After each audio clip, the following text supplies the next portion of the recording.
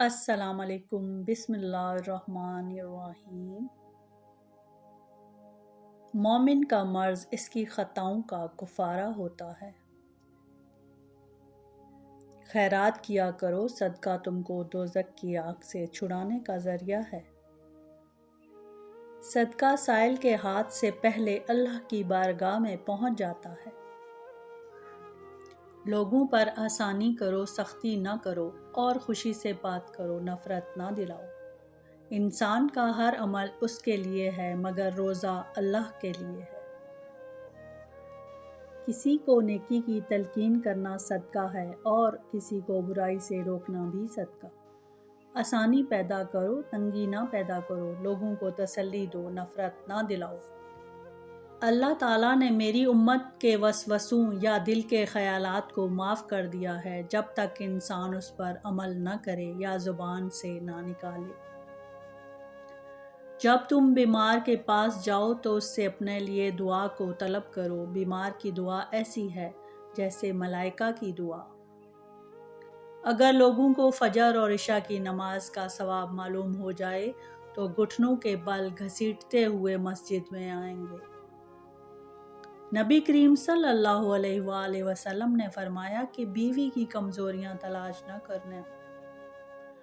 آقا صلی اللہ علیہ وآلہ وسلم نے فرمایا کہ بیٹیوں کو برا مت سمجھو، بے شک وہ محبت کرنے والی ہیں۔ صبح کا آغاز صدقے سے کیا کرو کیونکہ مصیبت صدقے سے آگے قدم نہیں بڑھاتی۔ حضور اکرم صلی اللہ علیہ وآلہ وسلم نے ارشاد فرمایا، جو دن کے شروع میں سورہ یاسین پڑھ لے تو اس کی تمام ضروریات پوری ہوں گی۔ رسول اللہ صلی اللہ علیہ وآلہ وسلم نے ارشاد فرمایا، میری چاہت اور خواہش ہے کہ میری امت کے ہر فرد کے دل میں سورہ یاسین ہو۔ رسول اللہ صلی اللہ علیہ وآلہ وسلم کہا کرتے تھے، اے اللہ مجھے بری عادتوں، برے کاموں، بری خواہشوں اور بری بیماریوں سے بچا۔ باپ سے منہ نہ پھیرو، جس نے اپنے باپ سے منہ پھیرا اس نے کفر کیا۔ میں تمہیں اس آدمی کی پہچان بتاتا ہوں جس پر جہنم کی آگ حرام ہے اور وہ آگ پر حرام ہے۔ یہ وہ آدمی ہے جو نرم و مزاج طبیعت ہو اور نرمی سے بات کرے۔ دنیا مومن کے لیے قید خانہ ہے اور کافر کے لیے جنت۔ ہر چیز تقدیر سے ہے، یہاں تک کہ عاجز ہونا، ہوشیار ہونا بھی تقدیر میں ہے۔ رسول اللہ صلی اللہ علیہ وآلہ وسلم نے فرمایا، تم کسی کی کمزوریوں کو تلاش میں نہ رہا کرو، جاسوسوں کی طرح کسی کے عیب معلوم کرنے کی کوشش بھی نہ کرو۔ نظر کا لگنا حق ہے، اگر کوئی چیز تقدیر پر سبقت لے جانے والی ہوتی تو وہ نظر ہوتی۔ مسلمان کا اپنے اہل خانہ پر خرچ کرنا بھی صدقہ ہے۔ نبی کریم صلی اللہ علیہ وسلم نے ارشاد فرمایا کہ اللہ سے پناہ مانگا کرو آزمائش کی مشقت، بدبختی کی پستی، برے خاتمے اور دشمن کے ہنسنے سے۔ فرمان مصطفیٰ ہے کہ مجھ پر درود پاک پڑھنا بروز قیامت پل صراط کی تاریکی میں نور ہوگا۔ رسول صلی اللہ علیہ وسلم نے ارشاد فرمایا کہ جو شخص مجھے زبان اور شرمگاہ کی حفاظت کی ضمانت دے تو میں اسے جنت کی ضمانت دیتا ہوں۔ اللہ کے نبی ارشاد فرماتے ہیں کہ میری شفاعت میری امت کے اس شخص کے لیے ہے جو میرے گھرانے سے محبت کرے۔ رسول اکرم صلی اللہ علیہ وسلم نے ارشاد فرمایا کہ میں اللہ سے امید کرتا ہوں کہ عاشورہ کے دن کا روزہ 1 سال پہلے کے گناہ مٹا دے گا۔ رسول اکرم صلی اللہ علیہ وسلم ارشاد فرماتے ہیں کہ جس نے حسن اور حسین رضی اللہ تعالیٰ عنہ سے محبت کی اس نے مجھ سے محبت کی، جس نے ان سے دشمنی رکھی اس نے مجھ سے دشمنی رکھی۔ فرمان نبی صلی اللہ علیہ وسلم ہے کہ بکری کی عزت کرو اور اس سے مٹی جھاڑو کیونکہ وہ جنتی ہے۔ رسول اکرم صلی اللہ علیہ وآلہ وسلم فرماتے ہیں کہ جو شخص اللہ کی رضا کی خاطر مسجد بناتا ہے تو اللہ اس کے لیے جنت میں گھر بناتا ہے۔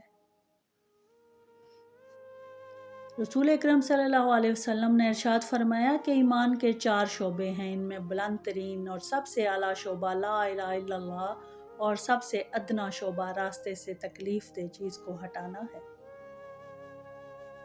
رسول اکرم صلی اللہ علیہ وسلم فرماتے ہیں کہ آدمی کی بہترین خوراک وہ ہے جو اپنی محنت سے کما کر کھائے۔ جنت میں ایک دروازہ ہے جس کا نام ریان ہے۔ اس دروازے سے صرف روزے دار ہی داخل ہو سکتے ہیں اور کوئی نہیں۔ رسول پاک صلی اللہ علیہ وآلہ وسلم نے فرمایا کہ میری امت کے لوگ میں اس وقت تک خیر باقی رہے گی جب تک وہ افطار میں جلدی کرتے رہیں گے۔ رسول اللہ نے فرمایا کہ روزے دار کے منہ کی بو اللہ کے نزدیک کستوری کی خوشبو سے زیادہ پسندیدہ اور پاکیزہ ہے۔ رسول پاک نے فرمایا کہ جب تم میں سے کسی شخص کو کوئی مصیبت پہنچے تو وہ میری مصیبت یاد کر لے، یہ سب سے بڑی مصیبت ہے۔ رسول پاک نے فرمایا 4 باتیں انبیاء و رسول کی سنت میں سے ہیں: حیا کرنا، عطر لگانا، مسواک کرنا اور نکاح کرنا۔ رسول اکرم صلی اللہ علیہ وسلم نے ارشاد فرمایا سب سے بڑی زیادتی یہ ہے کہ آدمی ناحق کسی مسلمان کی بےعزتی کرے۔ مسلمانوں میں کامل ایمان لانے والے وہ لوگ ہیں جن کے اخلاق اچھے ہیں۔ جب بندہ جھوٹ بولتا ہے تو اس کی بدبو سے فرشتہ 1 میل دور ہٹ جاتا ہے۔